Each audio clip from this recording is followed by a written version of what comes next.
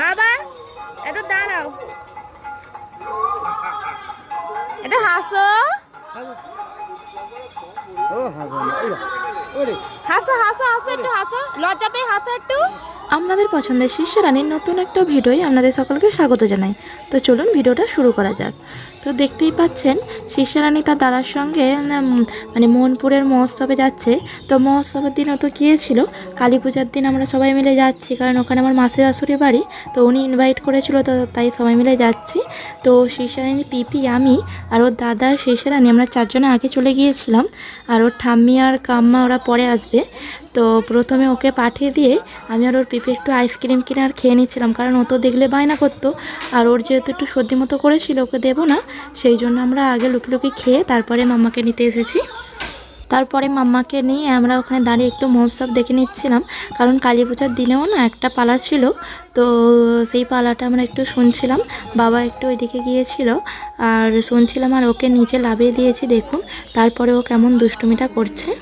যেহেতু মানে কালী পূজার দিন বৃষ্টি হয়েছিল, তাই দেখুন এখানে কাদা কাদা হয়ে আছে। আর মাম্মার দেখুন একটুও ভয় নেই, একবার উঠছে একবার লাগছে, জুতোটা তো পুরো কাদা হয়েই গেছে। আর ওর হেয়ার ব্যান্ড মোটে পরতে পছন্দ করে না, তো শুধু খুলে দিচ্ছে। আর এই যে ড্রেসটা দেখছেন, এইটা হলো আগের বছরে পয়লা বৈশাখের জামা, তো আমার ছোটো মাসি শাশুড়ি দিয়েছিলেন। তো জামাটা তখন বড় হয়েছিল বলে পরাইনি, এখন বার করে দেখলাম এখন ঠিক আছে বলে পরিয়ে নিয়ে এসেছি। আর ও তো হেয়ার ব্যান্ডের দেখুন ওপরের দিকের ফুলটা আর কামড়ে কামড়ে যাচ্ছে, কেড়ে নিচ্ছি বলে কেমন মানে বায়না করছে। আর ও বেবি বলে ওরও সব বেবিদের দিকেই লক্ষ্য, কারণ যে পাশ দিয়ে যেই বেবিগুলোই যাচ্ছে না কেন তাদের দিকেই ও তাকিয়ে আছে, তাদের সঙ্গে কথা বলার চেষ্টা করছে। আর ওর আরেকটাই কাজ, এই বক্সগুলো চলছে, বক্সের সামনে চলে যাচ্ছে, গিয়ে দাঁড়িয়ে পড়ছে, আর বক্সের ওইদিকে একটা ডান্ডি মতো আছে, সেইটা শুধু ধরতে যাচ্ছে কেমন দেখুন, এত দুষ্টুমি করছে। ওর পিপি আর আমি তো মানে ওর দিকে দেখবো না হরিরান দেবে দেখবো বুঝতেই পারছি না। ওকে নিয়ে তো ভেতরে আসরে বসিনি, কারণ বসলে ও তো একটু স্থির হয়ে বসতো না, শুধু বার হতে হতো, ওই জন্য বসিনি। আমরা দাঁড়িয়ে দাঁড়িয়ে একটুখানি দেখে তারপরে মাসি শাশুড়ি বাড়ি চলে গেছিলাম। বাড়িতে এসে ভাইয়ের নাম কি বলে দাও তো, ভাইয়ের নাম কি, তোর ভাইয়ের নাম বলে দাও। দেখছে এখানে এত কিছু আছে, সব কিছু দেখছে। ও তোমাকে নাও দেখো, তোর ভাইয়ের নাম কি বলে দাও তো, বলো। দাও দেখাচ্ছি, ফোনে আছে। তোমার নাম কি বলে দাও, দিদারা তো জিজ্ঞাসা করছে, বলে দাও, ঠাম্মিদের বলে দাও। কই হাম করো, কই দেখি মামাম, দেখি খাচ্ছো, হাম করছো মামা, কই দেখি মামা হাম করছো, করো হাম করো, পুরোটা খেতে হবে কিন্তু। কই দেখি মাম্মা, মুখটা দেখি, মুখটা দেখি, কই কানে পড়ো, কানে,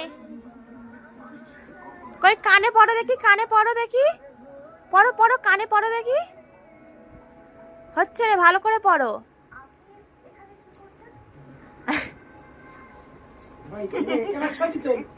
খুব সুন্দর হয়েছে। তো তারপরে ওর কাম্মার আমার শাশুড়ি মা মাসির বাড়ি যেতে সবাই মিলে খাওয়া দাওয়া করে একসাথে আবার মানে কালী পূজার অনুষ্ঠানের জায়গায় এসেছিলাম। তো আসার আগে দেখুন ওইখানে যে বাজিগুলো ফাটায় মোহনপুর হাটের, তো সেইখানে এখানে রেডি করছে বাজিগুলো।